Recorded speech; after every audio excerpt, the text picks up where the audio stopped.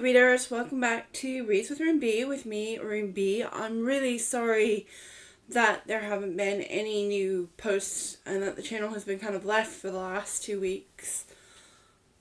It started with me having a traumatic experience with a dentist, and then I damaged my phone, and then finally we had an unexpected visitor turn up and cause some more chaos, and it all just life just kind of exploded for a bit. I'm slowly getting back to normal. I'm okay,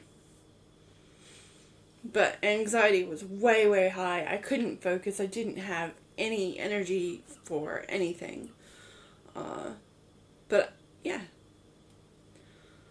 hopefully it's over and we can get back on track.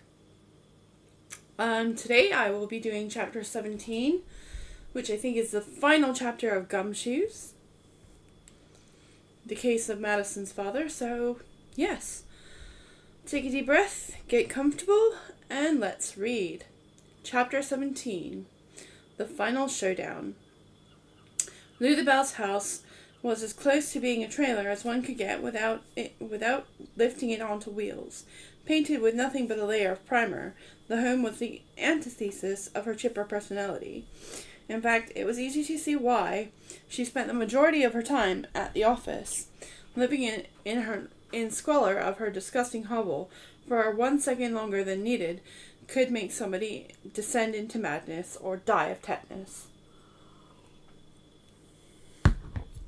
Outside of her home sat a collection of rusted debris, which was scattered around the property. The only other structure within half a mile was a small, rotted wooden shed. Several electrical wires ran into the shed from the main house. I refuse to believe Lulabelle would be the one you're after, Madison said. She loved my dad, and she wouldn't hurt a fly. Stuart stood on his tiptoes and peered into a window. He saw Lulabelle thoroughly distracted as she watched TV and ate her microwave dinner. Really? Because this looks exactly like the type of house a crazed psychopath would grow up in. Stuart, attempting to find some access point into the house, tripped over an orange extension cord. He picked it up and wriggled it. It wriggled all the way to the shed. He followed the cord. "This way," he said. "I just don't see the motive," said Madison. "Actually, it's really simple," said Stuart. "Lulabelle found out that your father was going to dissolve the company. She loved it too much to let it die." Stuart reached the shed and grabbed the combination padlock that bolted the door shut. Can never be easy, can it? "Wait right here," said Timothy, and he ran off into the night. "Hey, where are you going?" said Stuart. "I still don't understand something," Madison said. "How would she ever be able to pull this off?" "Well, it was difficult, that's for sure. After she found out your father wanted to dissolve the partnership, she pleaded with him to reconsider. When he wouldn't listen, she snapped. She loved your dad and Mr. Mitchell too much to let them destroy everything. I mean, let's face it, she obviously doesn't have much else to live for. She helped build that firm. You said it yourself, Madison. She's been with them since they opened the shop. Why would she kidnap my father and attack Mr. Mitchell?" "Escalation. She must have gone over to your house that night to reason with your dad one more time. When he rebuffed her for a second time, she felt she had no other choice but to bring him here." "What about Mr. Mitchell?" Madison asked. When she told Mr. Mitchell that she knew about the dissolution of the partnership, she expected him to be on her side. Unfortunately, he decided to go through with the breakup, which left Lulu devastated. When Timothy and I visited your father's office, we told her that we thought your dad's partner was a suspect. She had to hurry and carry out her plan before we contacted Mr. Mitchell and ruled him out as a suspect." "What was her plan?" "A dente between Mr. Mitchell and your father so they could work out their problems." Unfortunately, Mr. Mitchell didn't go willingly, and she was forced to drug him, just like your father. Too bad she got spooked before she was able to make off with him. I expect she was going to try again once the police guard is lifted, and she can visit him again. So this was all done out of love? Kind of. Sort of sweet, isn't it? Madison rolled her eyes. Stuart recanted. All right, it's nuts. Where's Timothy? Timothy emerged from the darkness with an old rusted tire iron. Right here. It took me a moment to find the proper material. If you'll excuse me, I'll open this lock now. Stuart moved out of the way. Be my guest. Timothy jammed the iron through the lock coop. You see, it's all about force. The tire iron acts as the fulcrum. When pressed tight enough against the lock and smashed with enough force, it will cause the lock to snap like a twig. What are you going to hit it with? Said Madison. Timothy reached down and grabbed a large rock from the ground. He reared back and slammed it into the tire iron. The lock snapped in half and fell to the ground, but the sound of the impact echoed for miles around. Stuart grabbed onto the heavy door. Great job, genius. You just alerted the whole area. You should show me some respect, said Timothy. I successfully dismantled the lock. Stuart grunted as he heaved open the door. I suppose you did. Now all we have to do is not get caught by the crazy kidnapper.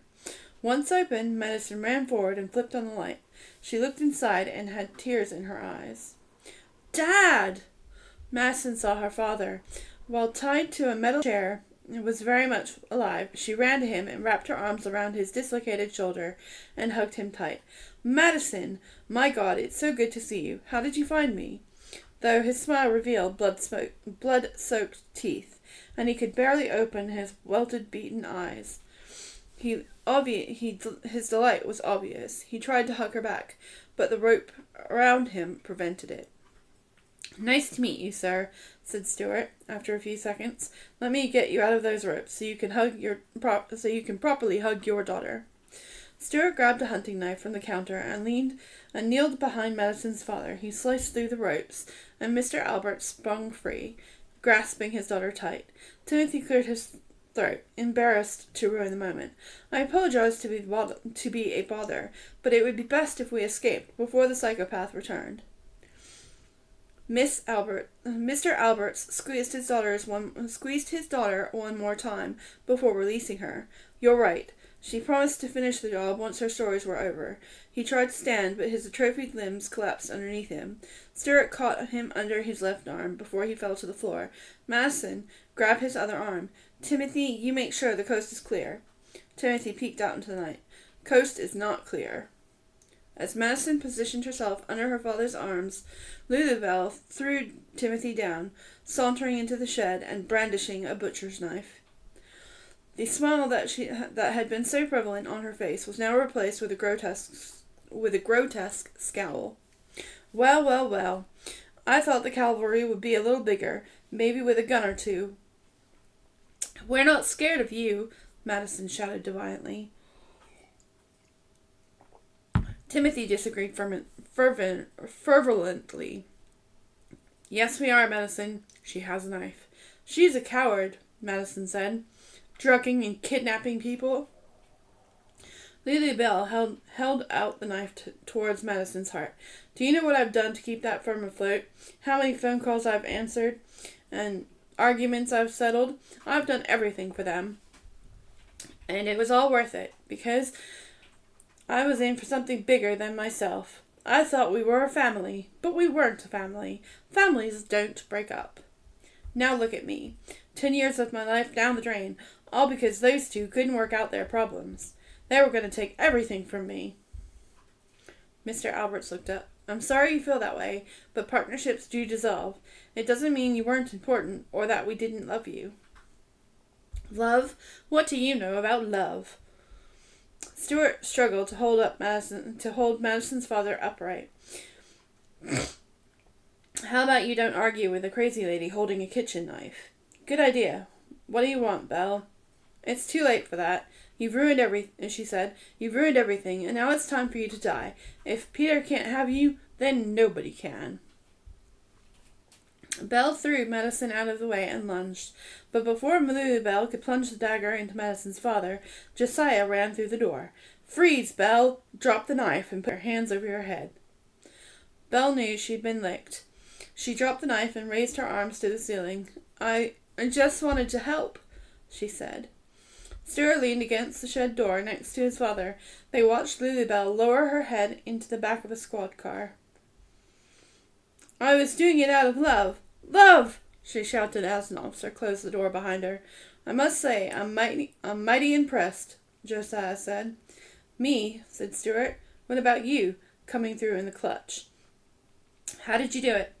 "Oh, that's an old trade secret. Let's just say we have some lab techs of our own. Maybe not as good as Timothy's lab, but they'll do in a pinch." They analyzed the ransom note and found 2 sets of prints, yours and Belle's. After that, it was easy. "How about you? You didn't have much time to stop by the tree house after you rolled out of my car." "I remembered something while you were driving us home. Magazines. Madison said she gave her all her old magazines to Belle once she had finished." "I remember something while you were driving us home. Magazines. Madison said she gave all her old magazines to Belle once she had turned in her monthly poster project. They were all cut up, so I didn't think anything of it at the time." Josiah rubbed his son's head. "Well, I'm quite impressed. Maybe you aren't such a degenerate after all. I think your friend's pretty impressed as well." He pointed towards an ambulance where a paramedic was examining Madison's father. She sat next to him, grasping his arm so tight she could have cut off his circulation. She waved at Stuart before she turned her attention back to her father. "I think you earned this, son," Josiah said. He took off his fedora and placed it on Stuart's head. "You're a regular damn dash." The massive fedora slid down his head and covered his eyes. "Does that mean I'm not in trouble?" asked Stuart. "Are you kidding me? You are grounded for your foreseeable life, my friend. But you're not going to shut down Gumshoes, are you?" Josiah looked over at Timothy, who was carefully studying the crime scene investigators as they gathered evidence. "You can't pick up that knife with your bare hands," Timothy shouted. "What kind of case are you trying to build? A terrible one?" Timothy pulled out a rubber glove from his cargo pants. He lifted up the knife into a plastic evidence bag and sealed it. "See? Just like this. Now you're not contaminating evidence." Josiah smiled. "I guess it's not the worst thing in the world to have a hobby, but you have to promise me you won't take any more big cases." Stuart crossed his fingers behind his back. "I promise. That's my boy. Now let's get you home before your mother chops my head off." Stuart walked with his father towards the car. Today, he thought, I won't take another big case, but tomorrow is another day. Later that night, Madison ripped down the police tape and opened the front door to her home. It's good to be home. She ran back outside and walked her father into the house. "I'll bet you'll never get a better night's sleep." Madison guided her father up the stairs and into his bedroom. She laid him out on the bed. "Good night, Dad." Madison covered her father with a blanket and sat down at the edge of the bed, watching him sleep. A single tear rolled down her face. It was not long before more followed. Soon a flood of tears streamed down her face. These were not tears she had become accustomed to shedding recently. No, these were tears of joy, utter and complete joy. She lay down next to her father and drifted off to sleep. Epilogue. The following week, Stuart and Timothy walked down the hallway at school. They looked at a gaggle of popular girls, but found Madison was nowhere in sight. The girls ignored them as they passed. "I guess everything's back to normal, Tim," said Stuart. "Perhaps it's for the best," said Timothy. "We might have flown too close to the sun, assuming we could not be picked on." "Yeah, that's a shame, though. I really thought this would change things. Well, this will be Madison's first day back at school. Perhaps, if she treats us kindly, we'll be back in their good graces." "Why wouldn't I treat you kindly?" said Madison from behind them. "You saved my dad's life." Stuart and Timothy turned. Madison greeted them with a warm, endearing group hug. She squeezed them so hard that Timothy could not breathe. He slapped Madison on the back. Too hard! Madison released them. Sorry, I'm just so excited that things are back to normal. Stuart's eyes dropped. Yeah, back to normal. So I guess you go back to the popular crowd, huh? See you around. Madison lifted Stuart's head until their eyes met. No way. Did you know not one of them came over to see me, to see my dad the whole week I was home? I told them all to shove off. Really? Madison nudged between Timothy and Stuart and latched her arms through theirs. Yep. So what are we doing tonight? We could see a move. Timothy's thought was interrupted by a short, freckled sixth grader named Oliver. Are you the Gumshoes? Stuart, Madison, and Timothy responded in unison. You bet. You've got to help me, said Oliver. I say they took money from the dance fund, but they say I took money from the dance fund, but I didn't do it. Can you help me? Will you take the case? Stuart, Timothy, and Madison did not have to think for more than a few seconds before they looked down at Oliver and nodded. You bet we will. Oliver jumped up and down with glee. Oh, thank you, thank you, thank you. As they basked in the glow of their newfound friendship, a massive figure blocked out the light at the end of the hall. Chet and his cronies ambled toward them. Nerds, he screamed.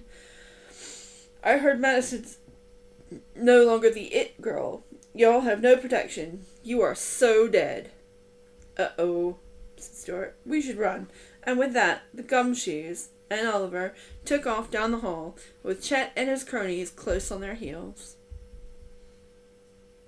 And that is the end of Gumshoes by The Case of Madison's Father by Russell Nolte.